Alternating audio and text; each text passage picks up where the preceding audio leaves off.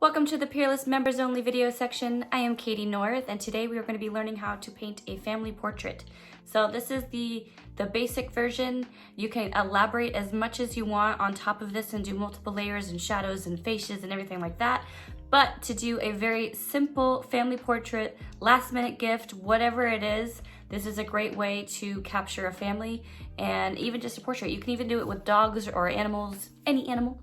So yeah, let's get started and I hope you enjoy it. All right, so we're gonna jump right in and get started. So the one thing that would make this a lot easier is if you had a program that's called Procreate on my iPad.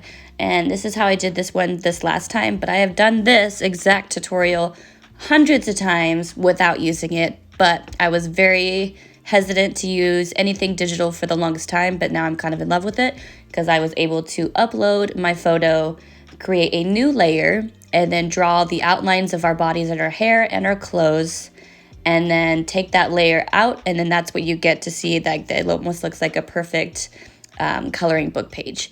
So that is amazing, and if you have an iPad available to you, it's so much easier. But it is also very easy doing it the old-fashioned way. So the other way that I do it is I take a printed out photo. Working from a photo that's actually been printed like at a store or online is a little bit harder because it's too thick. You want it really on just regular printer paper because you want those black lines to show through. So you're going to outline on your printed out photo the hair, the body, the clothes, kind of whatever thing you're going. It works great with animals too. You can definitely do anything like that. And then when you have that outline on the paint, on the picture, then you're going to put that up in a window, and then you're going to, or a light box, and then you're going to trace that onto watercolor paper or another piece of printer paper to get the lines a little bit clearer before you go to watercolor paper, since watercolor paper is a little bit thicker. So there's a couple ways that you guys can get this done, but it is so simple. And if you have any family photos that are just kind of blurry, or they're not really, you don't see very much detail in them, but just you know that it's you and you know that it's your family, or if you're doing it for somebody else, it's a really simple way.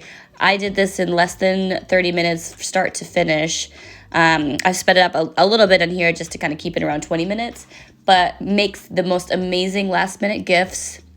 And yeah, so I will show you a couple tricks for getting the skin tone and things like that in this video.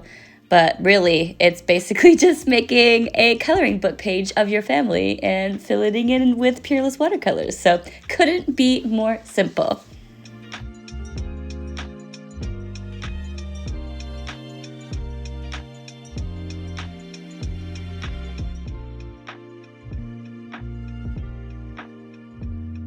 So once you have your outlines printed or sketched onto your watercolor paper. Oh, and I should mention too, I used the Micron artist pen. So the good thing about these artist pens is that you can have it make a very nice bold black outline, but they're permanent and they will not fade or smudge or bleed into watercolors. So that's why it makes the perfect outline for this kind of illustrated look.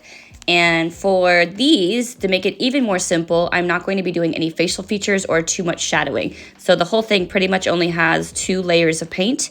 So pretty much trying to block it in sections. So I'm going to do the skin first, and then try not to do anything next to the skin while the skin is drying, or just give it enough time in between to let those dry before you do the colors next to that area, so you don't want those colors to bleed. And if it's a little bit wet and if you put another color next to it, it's going to take over all of your skin tone, and then you'll look like kind of a blob.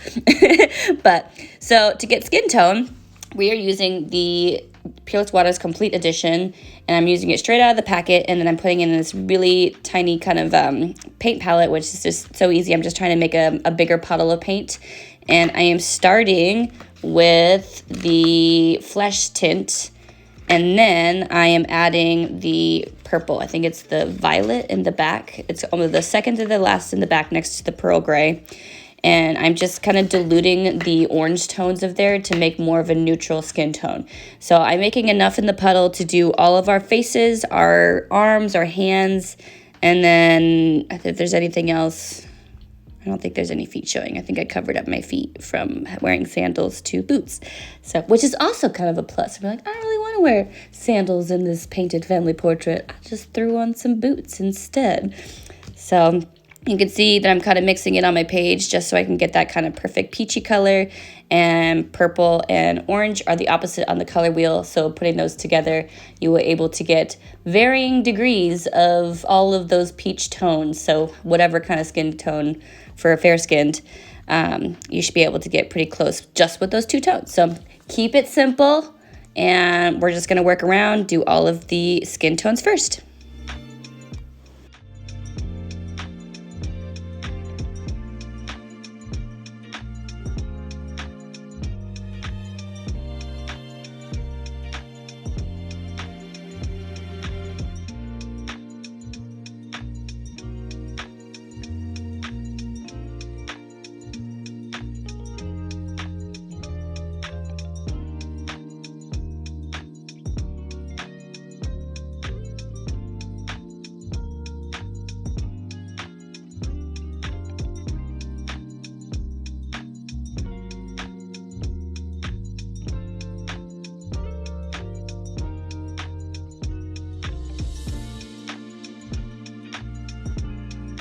All right, so once you're done with all of the skin, I did forget my son True's face, so I had to remix a little bit later. So try not to mix anybody's faces because then that would be a little bit creepy. But as you can see, all of the skin is touching areas of the clothes and pants and hair, so you want to kind of avoid those areas next. So we're all wearing different color shoes, so I'm gonna work around the shoe area until I know some of those the skin area is dry.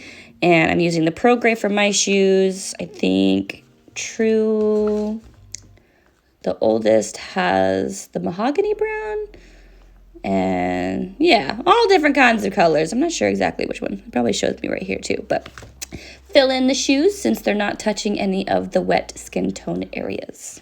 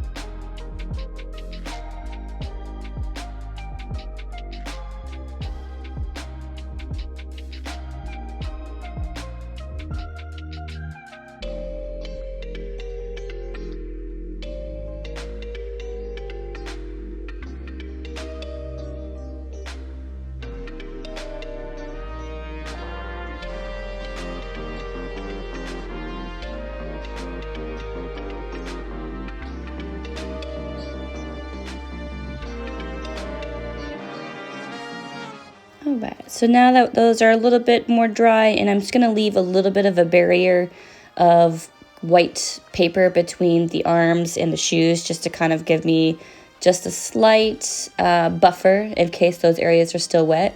And I'm wearing these really cool orange corduroy pants, and so I've mixed the scarlet and the mahogany brown to get that color.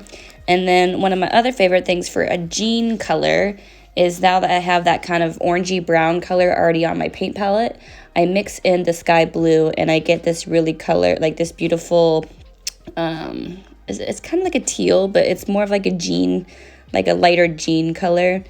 And I think it looks really nice too. So that's how I mix that one. It's sky blue and the scarlet and mahogany brown mixed together. And then that gives you kind of more of the muted blue, but also kind of like a teal, a darker teal.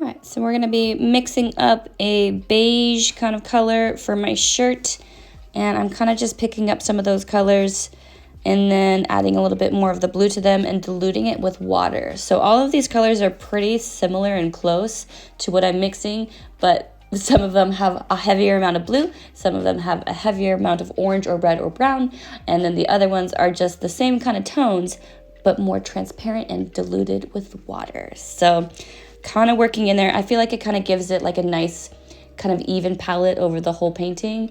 But yeah, keeping it pretty simple still. I'm just pulling paint right out from the complete edition. And then and I've finished my shirt, so that's more of that beigey color.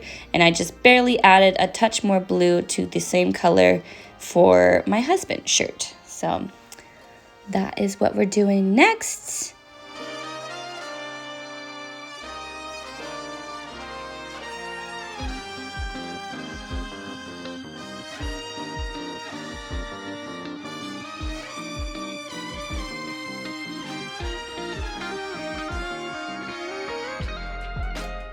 All right, so we're going to be working over onto our youngest, Theo, and still with the same colors, and I'm just adding a drop more of the red for his pants.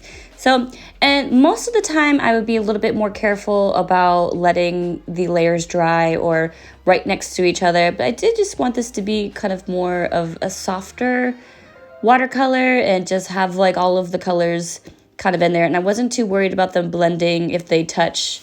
The only thing I did want them to stand out the most was just make sure the skin tone in the arms and the faces were their own separate layer without bleeding it into the colors. But you can kind of see like how the colors bleed into each other, and I feel like it just makes a softness that, I don't know, I guess I was missing with watercolor because I've been doing a lot more digital portraits lately. So I just realized that's why. But I kind of just wanted to play around more with the softness of the watercolor and letting it kind of bleed into each other the way that it does.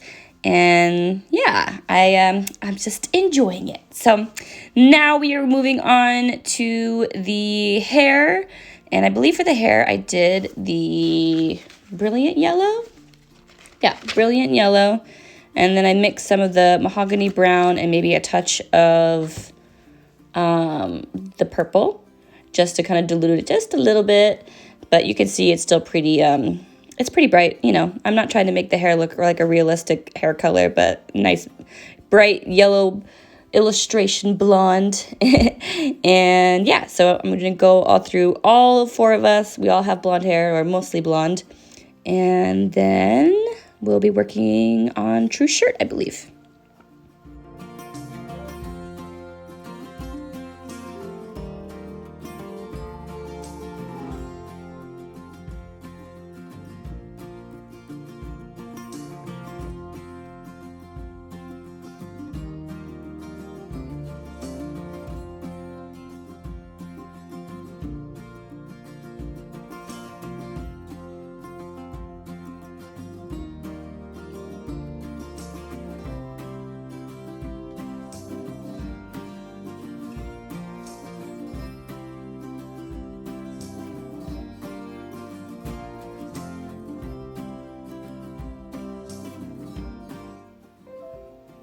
All right, so now we're gonna fill in True's shirt and then just a little bit more on Theo's pants. So some of that blue shirt or Jeff's white shirt kind of bled into Theo's pants a little bit. But basically at this point, this whole painting is still one layer of watercolors, which I mean, every single spot of the watercolor paper has been touched once with one layer of paint. So usually most of my paintings go 5 to 6 layers of paint, and I just love getting all the details and depth and shadow and a bunch of colors inside of it, and I like how they mix on the page. This one, I wanted it to be simple and soft and just kind of let the watercolor, bleeds and things kind of speak for itself. So now it's kind of cool to see, like, this is just like, this is really cool. This is what you can get with just a really simple watercolor. And if I were to stop here, it would be only about like a 20-minute instead of 30 minutes. So, but after this, I will be touching up a couple areas just to make them a little bit sharper where the watercolors have bled together just a little bit too much. But all in all, I still think it looks pretty cool right now too.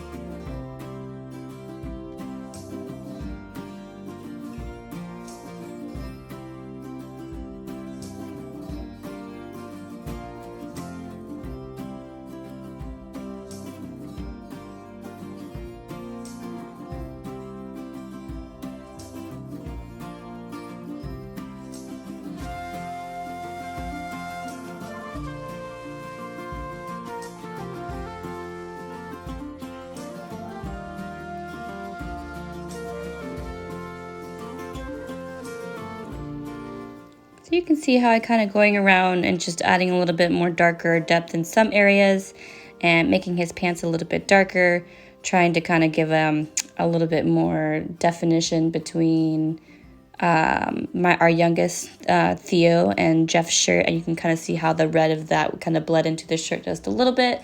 I go back through with a little bit of blue to kind of soften that orange tone of the pants a little bit to make Jeff's shirt looks more like a blue color. And I add another layer on True's pants that will kind of just give a little bit of shadow, and I think I do another layer on my pants just to kind of get them those darker and brighter kind of corduroy color that I love my pants so much. But yeah, this is basically it. I believe this is pretty close to the end. And yeah, so I hope that you can see that there's, this is like a pretty simple tutorial, and you'll be able to do this at home. And even if their colors bleed together, it's still going to look beautiful and soft because it's your family or your friend's family or your animals and pets or whatever you decide to do. But it still captures the memory and the moment. And yeah, I hope you enjoy it. And if you do this, please tag us because I would love to see your paintings. And yeah, I'll kind of show at the end the finished product. And yeah, thank you so much.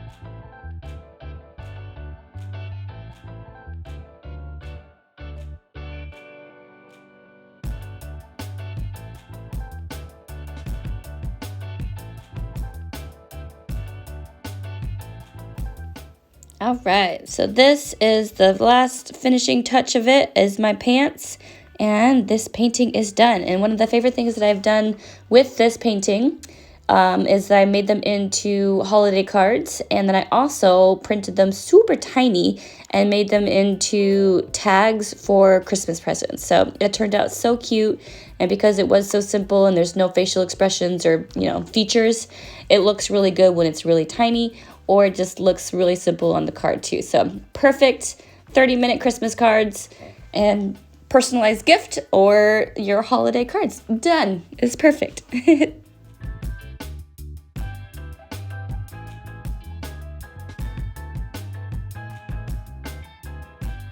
Thank you so much for watching, and make sure to share with us your paintings if you do them. We would love to see them, and we will see you next time.